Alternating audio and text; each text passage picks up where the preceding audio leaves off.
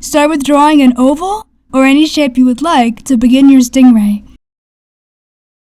Add a line where you'll draw the eyes. Add 2 circles for the eyes. Add 2 fins to each side of your stingray.